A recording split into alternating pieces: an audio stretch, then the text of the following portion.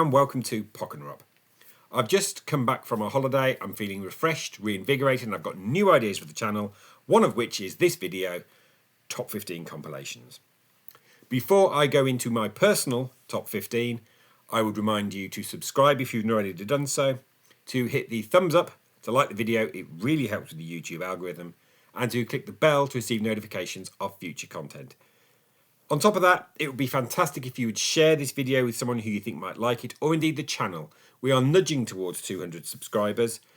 When I get to 250, I've said I'm going to do another live stream. It would be great if we can get there. It would be fantastic before Christmas again. So let's dive in with my top 15. And just before I do, quick word about compilations. The majority of them are non-essential. If you're a fan of an artist, they serve in many ways to introduce other people to it via the hits, assuming there's been some. But for a proper fan, they tend to be a bit of a con. Everything in my list here is either here because it was my introduction or I think is significant in some way. So let's go in at number 15 with Little of the Past by the Little Angels. I got into them as a result of listening to Tommy Vance's Friday Night Rock Show. I remember hearing a song called Kicking Up Dust, which was their current single. And this is exactly what it says on the tin as a compilation. It's their singles. It's on the list because I find it a really good time every time I listen to it. And sad to say, although I own all three of their albums, Little of the Past is their best. My number 15. Number 14 is an album that I first got from a record library when I was probably about 16. It serves as an introduction to the second half of this person's career. It is The Best of Dark Horse by George Harrison. I have a huge amount of affection for this. It introduced me to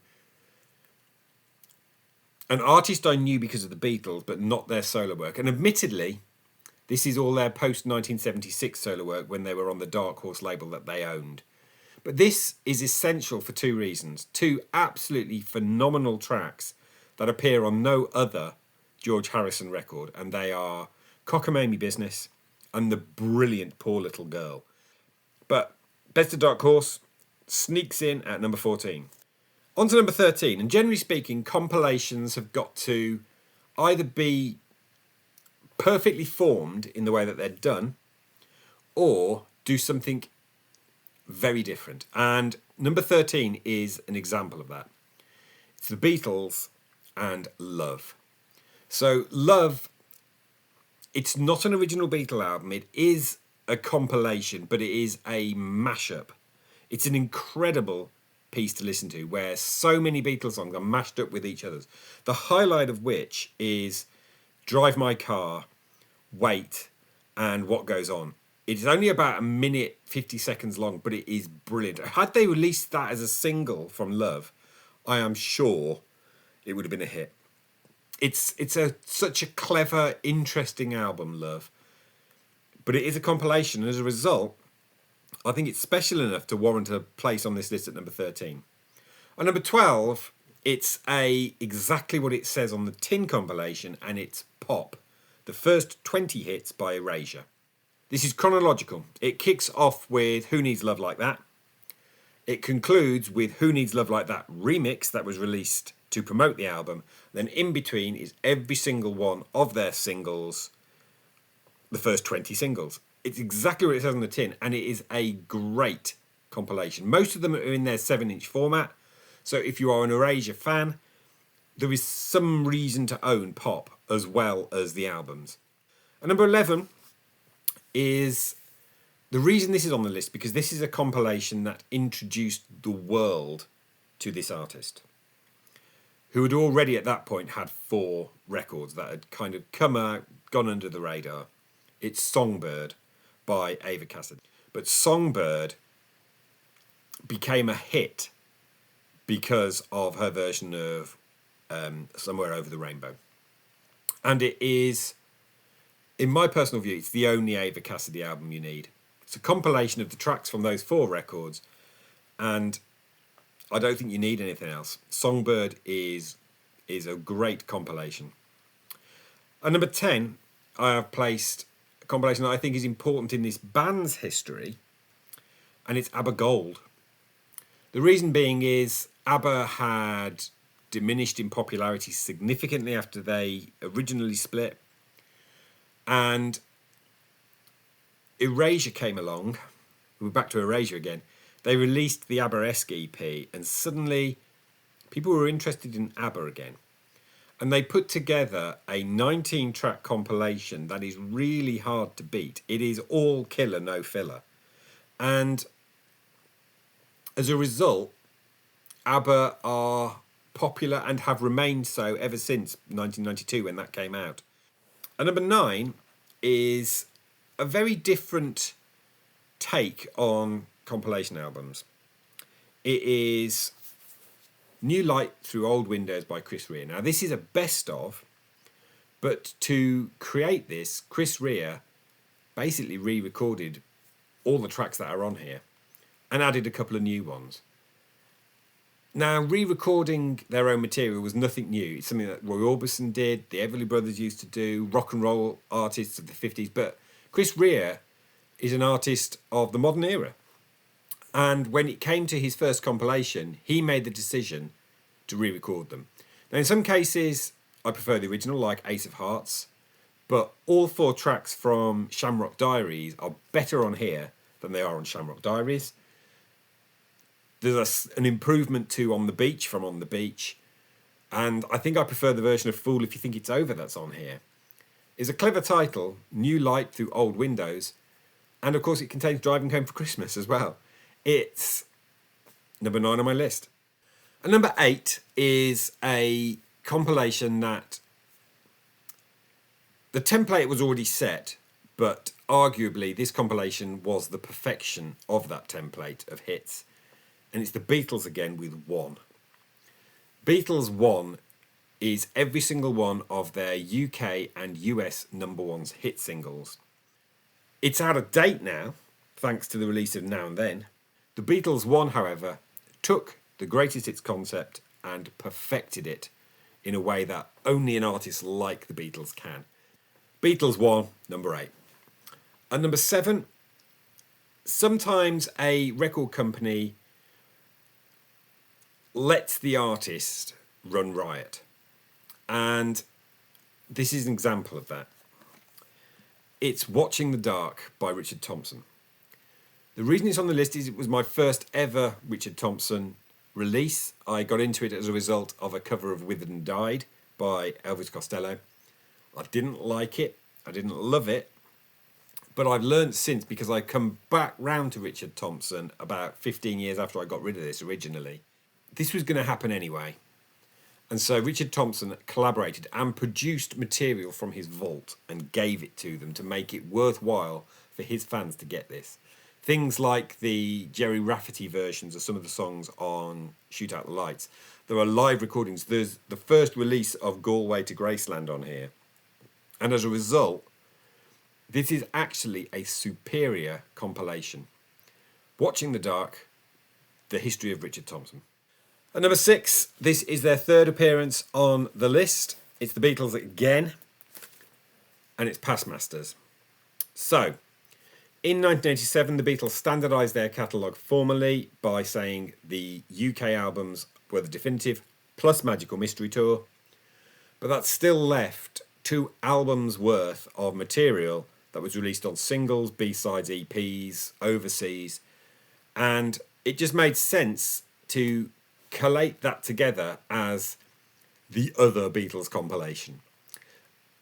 And this is genuinely, truly essential. If you own all of the Beatles studio albums and Magical Mystery Tour and this, you've got everything that they commercially released in their lifetime. Past Masters is absolutely an essential compilation to any Beatle fan. I've placed it at number 6. And I've stayed with the Beatles at number 5 for something that is a personal choice, because it was my introduction to them, really. It's 67 to 70, the Blue Album. One of the most important albums I've ever listened to. I don't own a copy of it because I don't need to. And it is, as a result, inessential. Without the Blue Album, I may not have become a Beatle fan. Your gateway is often truly important to you. The Blue Album, 67 to 70, and number 5. Number 4, I've placed a compilation album that I think, had they not released it, this band would have ceased to exist after their 4th record. It is Carry On Up the Charts by The Beautiful South. This is, in some ways, a bit like Erasure's Pop. It is all their singles up to that point, plus one extra song, One Last Love Song, which is phenomenal, all gathered together on one CD. And this basically revitalised The Beautiful South. So it's been perhaps rendered superfluous by Solid Bronze, that's come out recently, Soup, which includes the House Martins, or indeed even The Last King of Pop by the Paul Heaton retrospective. But Carrying Up the Charts, as a Beautiful South sampler, it's immaculate. I placed it at number 4. Number 3, I decided I had to find a place for this purely for its importance to the UK record industry. Queen Greatest Hits. It's on the list because it's one of those, it says what it is on the can. This is their greatest hits. It has a sequel, Greatest Hits 2, fully deserving that title as well. No duplication across it. What a clever way to do Greatest Hits. The greatest selling UK album of all time. Queen Greatest Hits at number 3.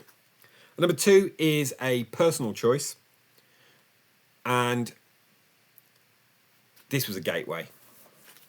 1987's All the Best by Paul McCartney.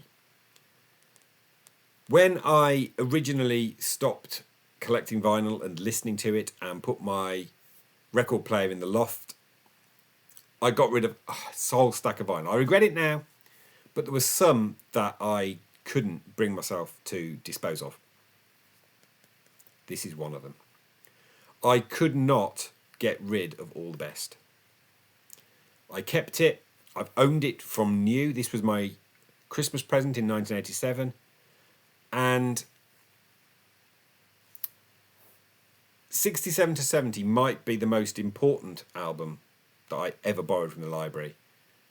This is probably the most important album that I ever received as a gift, because this turned me on to Paul McCartney's solo career.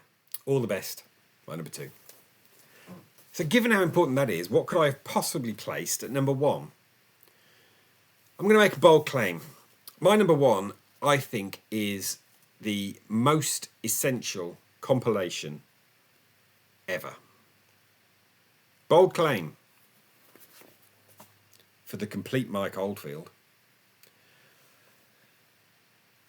So many compilation albums are unnecessary. You could get most of the material purely by buying the studio albums of that artist. The reason this is at number 1 is because there is material to this album that is utterly unique. I'll tell you why. So first of all, side 1 of this record collects together what's known as the instrumentals section. So some of these are from albums like QE2 or The Killing Fields, but the rest of them are little singles he released throughout his career. Things like Blue Peter. It's the best place to get that. Or The Peak, Waldberg. Or the William Tell Overture. And then you've got side 2, which is the vocal section. And so, whilst again, some of them are tracks off his albums, like 5 Miles Out, the title track, or Family Man, or the tracks from Crises, like Moonlight Shadow. But then there are a few other single releases that were not available on albums. So it's starting to become a little bit essential. And then we get to disc 2 of this double, where side 3 is the long sections. And they are excerpts unique to this record of Omadorn, Hergest Ridge, Tubular Bells, The Killing Fields, Evacuation, and Incantations. What a great idea.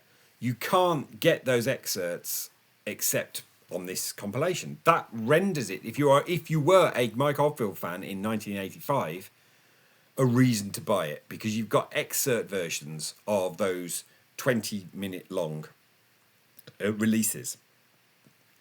And then finally, side 4, the live section, where you get a unique live recording of the whole of side 1 of Platinum, which is my favourite Mike Oldfield album, plus Sheba from QE2 done live, and Mount Tidy from 5 Miles Out.